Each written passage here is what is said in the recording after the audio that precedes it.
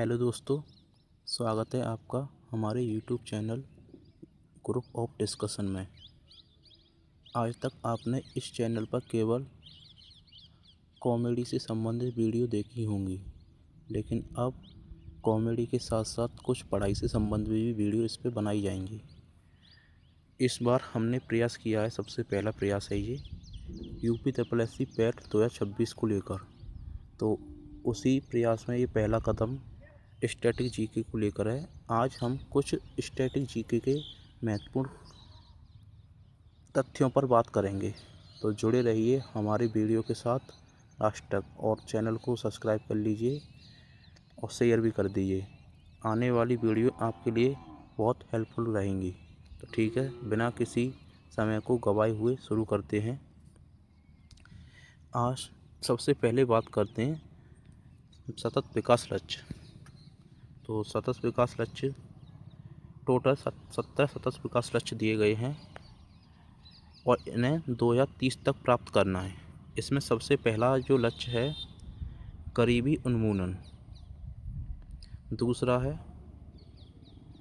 शून्य भुखमरी, तीसरा है अच्छा स्वास्थ्य और खुशहाली, चौथा है गुणवत्तापूर्ण शिक्षा, पाँचवा है लैंगिक समानता, छठा है स्वच्छ जल और स्वच्छता, सातवां है सस्ती और स्वच्छ ऊर्जा, आठवां है अच्छा कार्य और आर्थिक विकास, नौवां है उद्योग नवाचार और बुनियादी ढांचा, दसवां है असमानता कम करना, 11वां टिकाऊ शहर और समुदाय, 12वां जिम्मेदार उपभोग और उत्पादन, 13वां जलवायु कार्यवाही, 14वां जल के नीचे जीवन, 15वां भूमि पर जल, 16वां शांति और न्याय मजबूत संस्थाएं, 17वां सतत विकास लक्ष्य प्राप्त करने के लिए साझेदारी।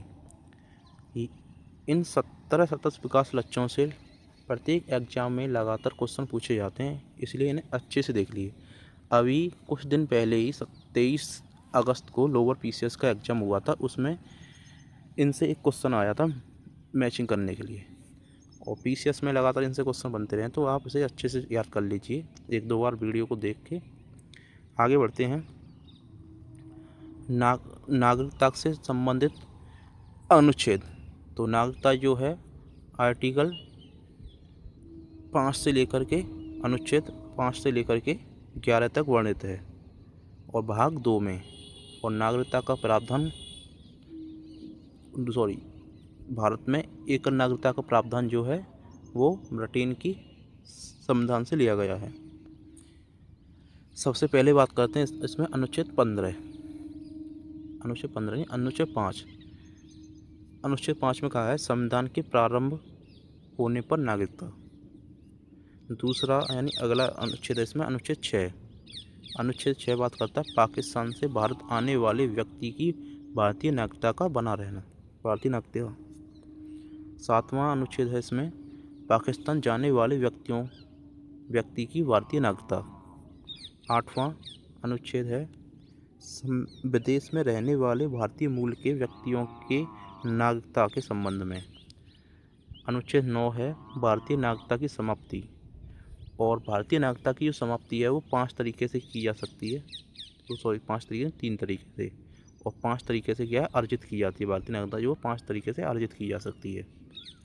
अगला अनुच्छेद है इसमें आर्टिकल 10 में नागरिकता का बना रहना, और 11 में है नागरिकता संबंधी विधि नियम एवं कानून। आगे बढ़ते हैं इसी क्रम में।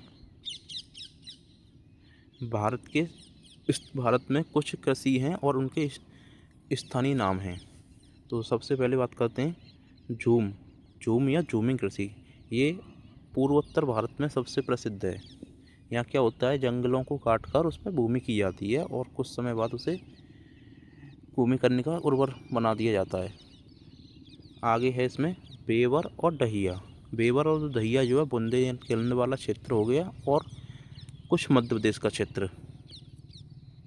अगला है दीपा जो है छत्तीसगढ़ के बस्तर जिले में प्रसिद्ध है। आगे जरा या एका, ये दक्षिणी राज्यों में प्रसिद्ध है।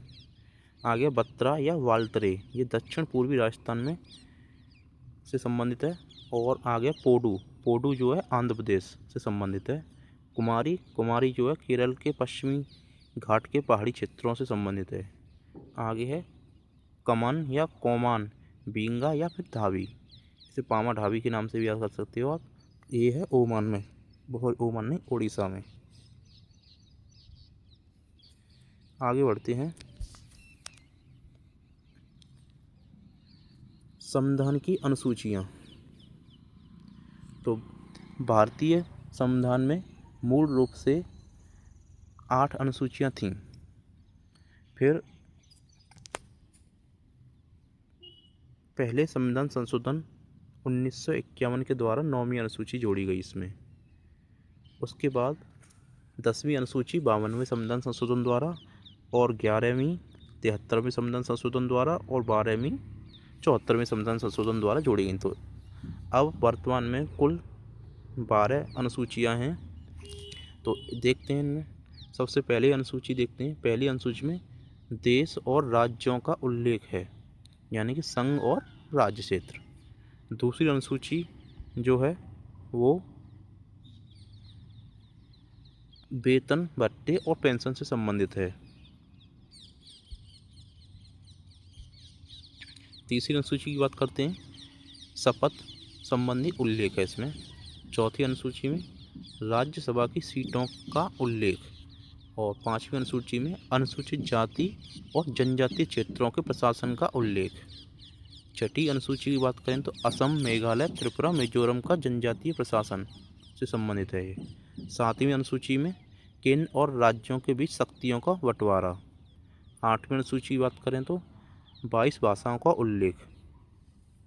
9वीं अनुसूची की बात करें भूमि सुधार से संबंधित है, और पहली संविधान संशोधन 1951 के द्वारा ये जोड़ी गई थी। 10वीं अनुसूची की बात करें दल बदल संबंधी प्रावधान, ये 52वां संविधान संशोधन 1985 के तहत जोड़ी गई थी। 11वीं अनुसूची पंचायतों का प्रावधान, ये 73वें संविधान संशोधन 1992 के तहत जोड़ी गई, और इसमें टोटल 29 विषय हैं। 12वीं अनुसूची की बात करें तो नगर निकायों का प्रावधान, और इसमें इसे 74वें संविधान संशोधन 1992 के तहत जोड़ा गया था, और इसमें कुल 18 विषय हैं। आगे बात करते हैं अकबर के कुछ महत्वपूर्ण कार्य। सबसे पहले देखते हैं 1562। अकबर ने 1562 में क्या किया था, दास प्रथा का अंत। फिर 1562 में ही अकबर की हरमदल से मुक्ति। 63 की बात करें तो तीर्थ यात्रा कर को समाप्त। 64 में जजिया कर को समाप्त, और 1571 में फतेहपुर सीकरी की स्थापना एवं राजधानी आगरा से फतेहपुर स्थानांतरण। दोस्तों आपको कमेंट में बताना है फतेहपुर सीकरी की जो स्थापना है अकबर ने किस विजय के दौरान की थी। आगे क्वेश्चन है आगे देखते हैं 1575 में इबादत खाना की स्थापना। 1579 इसमें मजहर की घोषणा, और 1580 10 साल प्रणाली टोडरमल द्वारा लागू, और 1582 दीन ए इलाही की घोषणा। 10 साल प्रणाली क्या थी, जो किसान थे उनके जो 10 वर्ष का जो भी उत्पादन होता था उसका 1/10वां भाग वो सरकार को जाता था। इसे टोडरमल ने लागू किया था। आगे बात करते हैं उत्तर मुगल का शासक देखते हैं, उत्तरवर्ती मुगल शासक। पहले हम अगर मुगल शासकों की बात करें तो बाबर, हुमायूं, अकबर, जहांगीर, शाहजहां, औरंगजेब। उसके बाद में औरंगजेब की 1707 में मृत्यु हो जाती है, और उसके बाद आते हैं उत्तर मुगल शासक।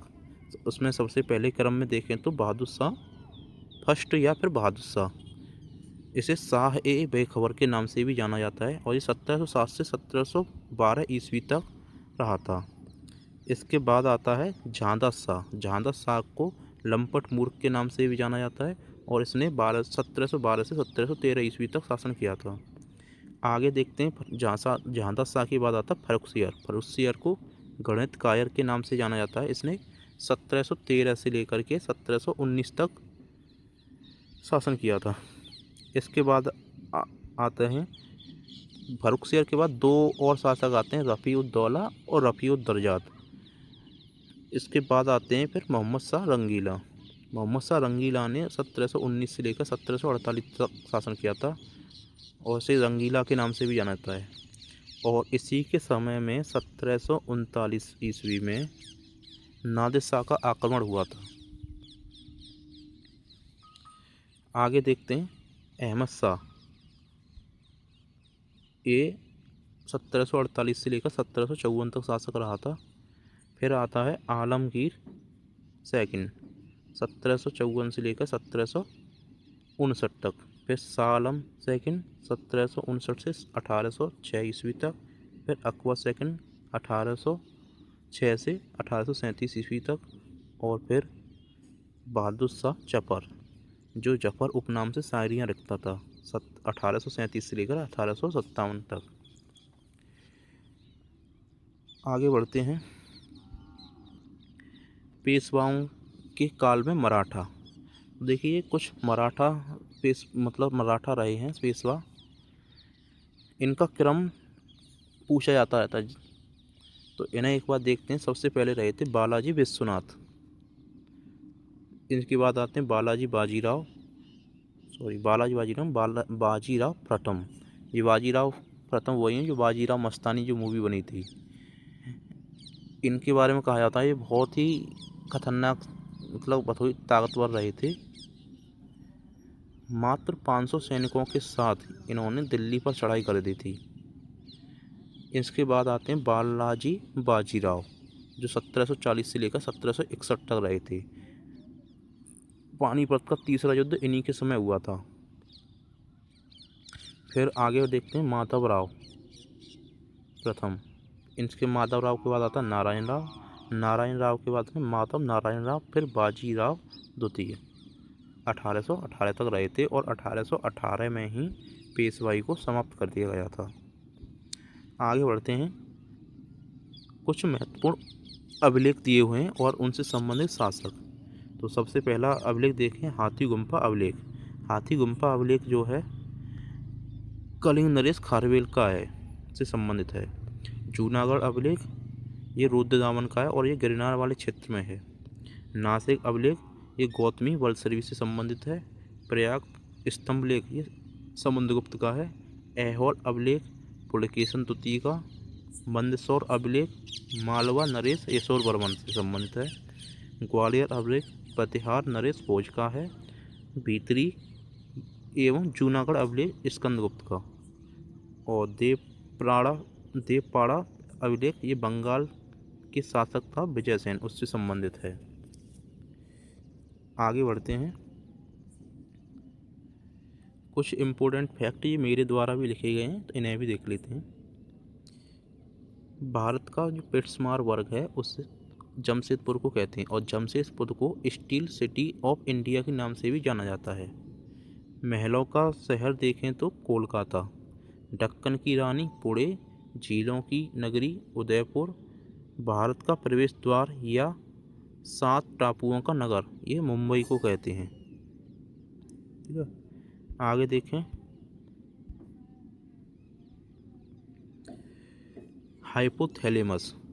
हाइपोथैलेमस क्या करता है? तापमान, भूख, प्यास, भावनाओं और नींद को नियंत्रण करता है।